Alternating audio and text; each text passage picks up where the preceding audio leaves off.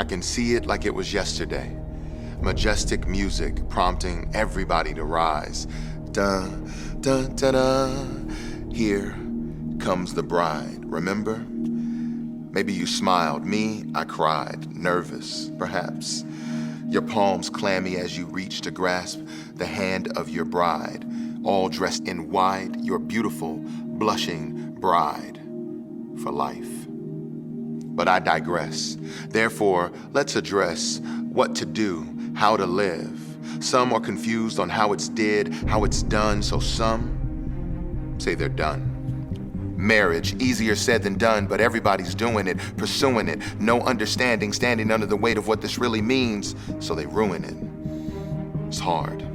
Concrete, street, skid row, paddle upstream, extreme. You can't eat just one. Hard. But like Christmas presents from kids, sometimes marriage gets a bad rap, especially when you're stuck in the same place like a trap. We go numb, and then you say you can't feel that. Foundation. Marriage is God's idea, a sublime design of divine origin. It's not good for man to be alone, so he gave him marriage to flourish in, to co-rule, both of them equal, perfectly complementing their counterpart as they vow, I'll never leave you. Covenant. I vowed to never look down at her like a dictator or passively live inactive and mask my laziness with her hard work, but shirk that life and fight to have a marriage that's lived side by side. Men, you are divinely appointed to be a servant leader. In grace, the head of the home is the role of the man. Godly wives submit to husbands who follow a man that has holes in his hands. Let that sink in. Jesus is the example of what true leadership is, and the essence of that leadership is we die to live. A principle, a paradox. Motivated by Christ and everything that he did, he empowers us, but beware, there is an enemy, a friend to me, look into me to see who could be the end of me. It's me.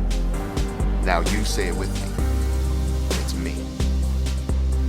So I say, die a little and you can live a lot in grace. Embrace who you are, a spiritual leader willing to lead her on this journey into the depths of his heart. Be the emotional encourager, sensitive to her needs, ever attentive to her deeds as you sweep her off her feet.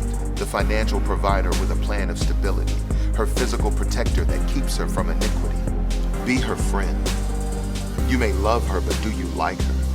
Return to that place when you chose to wife her. Spend time together every day, having mutual curiosity. Ignore the lie that you know everything about her, pursuing her half-heartedly. Have mutual trust based on the covenant with your bride. Allow her grace as you pursue oneness, a harmony of life. Whether back to back, shoulder to shoulder, or face to face, I fight for emotional intimacy as I pursue her in grace. Fight for intimacy. That's a biblical view of sex. God made it and called it good. Enjoy it in every aspect that's physical, emotional, spiritual. You may have a high drive with wide eyes, stimulated by visuals, but real fulfillment is found when your wife isn't miserable in the bedroom. So serve her, observe her. If she's nervous, affirm her. Show her you love her freely. She should never have to earn love. A good leader is aware of the threats, things that hinder happiness, and one of them is sex. When it's perverted, sex is harmful for every person. Porn, premarital sex, and extramarital for certain. More threats, like a graceless home, where there is no forgiveness, plus money is one. Kids can be a harm if you let them, and so can identity if your trust is not in heaven. Men, in marriage, you're a servant. Include her in the vision. Be responsible for them all. Choose to be honest about your weakness. Even leaders have flaws. Share the chores. Talk with her about money. Keep your word. Anticipate when a new season is coming. Manage distractions and have a plan for when you die. Get to know her family and join a group of dedicated guys. Relieve the home of pressure points and publicly give her praise. Invest in her interests and express your love in various ways.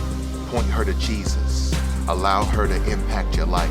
Initiate family traditions. Learn to be tough and tender, allowing grace to always remain at the center. I remember like yesterday, as she walked down the aisle. Drops of joy stained my face, full of fear because of the unknown, but I, in all of my ignorance, made a vow, with all of the love that I could command by the Spirit, to love her until the day that I die.